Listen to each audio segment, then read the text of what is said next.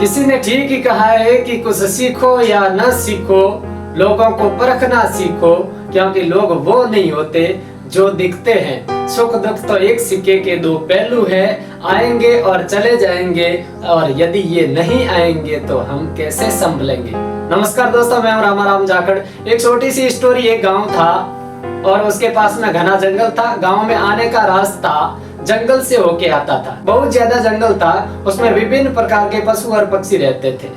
उसमें एक शेर भी रहता था जो गांव के रास्ते से गांव में आकर बहुत तबाही मचाता था। गांव वालों ने सोचा कि इसको पिंजरे में कैद कर दिया जाए। एक पिंजरा रास्ते में रख दिया और शाम हो गई और शांत वातावरण, सब अपने अपने घरों में सो गए। उस समय शेर उस रास्ते से आता है और पिंजरे में उसका पैर अटक जाता है और वो पिंजरे में बंद हो जाता है। बंद होता है तो सुबह हो जाती है और सुबह एक सज्जन, कोई व्यक्ति उस रास्ते से गुजरता है, शेर को देखता है पिंजरे में बंद, तो वो डर जाता है। उस समय शेर आवाज लगाता है कि भाई आप मेरी मदद करो, मुझे बहुत प्यास लगी है। उसने कहा नहीं, तू जानवर है, मांसाहारी है, मुझे खा जाएगा, मैं तुझे पानी नहीं पिलाऊंगा। तो कि नहीं, मैं कोई नुकसान नहीं पहुंचाऊंगा, मुझे पानी पिलाओ। उस व्यक्ति ने कहीं से पानी लाके उसको पानी पिलाया। पानी पिलाने के बाद में उसने कहा मुझे बहुत भूख लगी है, मैं रात से बंद हूँ, तो कुछ खाने पीने का मेरा इंतजाम कराओ। तो उसने कहीं से भी कोई खाना लाके और उसको शेर को मांस वगैरह दिया। वो देने के बाद में उसने बोला भले आदमी, आप बहुत सज्जन हैं, भले हैं, आप एक मेरी मदद करो, एक काम करो कि मुझे यहाँ से आजाद करो, पिंजरे से बाहर निकालो। उसने कहा कि मैं दो काम कर सकता हूँ, तीसरा ये नहीं करूंगा, क्योंकि बाहर आते ही तू मुझे खा जाएगा। शेर ने बोला मैं तुझे, आपने मेरी मदद की है, मैं तुझे नुकसान नहीं पहुंचाऊंगा, तेरे परिवार को भी नुकसान नहीं पहुंचाऊंगा, मुझे आजाद करो।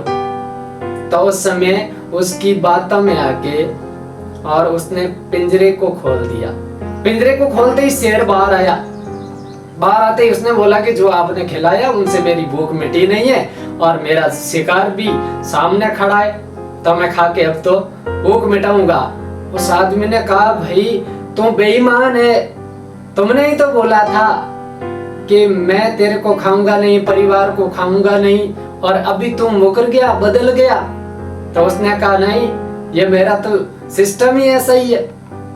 तो उस समय उस पूरी बात को एक पेड़ पर बैठा बैठा बंदर देख रहा था।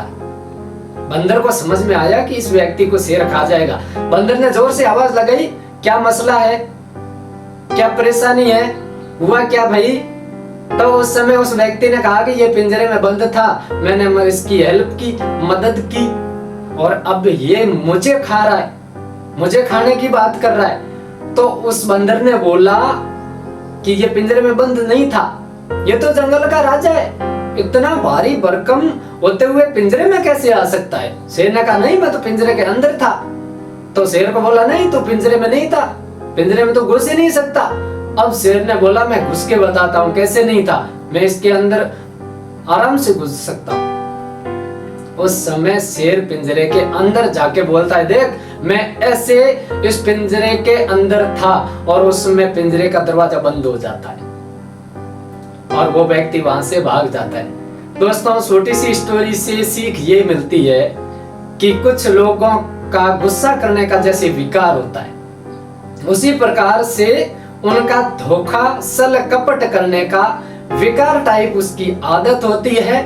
और हमको इस बात का पहले पता कर लेना चाहिए कि हम मदद सही तरीके में कर रहे हैं, सही इंसान की कर रहे हैं या गलत इंसान की। कभी कभी मदद करना भी हम फंस जाते हैं। दोस्ती करना गुनाह नहीं है, दोस्त बनाइए, रिश्ता बनाइए। मैं हर बार बोलता हूँ कि दो हस्ती मिलके एक रिश्ता बनता है जिसे बोलते हैं दोस्ती, और हम उस दोस्ती के प्रभाव में आके गलत आदमी की मदद कर देते हैं और वही आदमी हमारे साथ में वापस आजाद होते ही धोखा कर लेता है। जब वो फंसा होता है तब गिड़गिड़ाता है, तब उसके बात करने का जो सिस्टम अलग होता है, और जब वो आजाद हो जाता है तो हमारे ही सामने हमारा नुकसान करने की फितरत में आ जाता है। हमें किसी से भी, किसी भी अनजान आदमी से रिश्ता बनाते वक्त, दोस्ती करते वक्त उसके ऑब्जर्व सिस्टम, उसकी आदतें,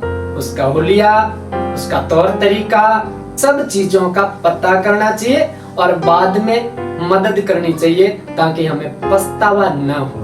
आशा करता हूँ कि आपको ये स्टोरी अच्छी लगी। आप चैनल पर नए हैं, चैनल को सब्सक्राइब करें और अपने 5 दोस्तों को जरूर शेयर करें। धन्यवाद।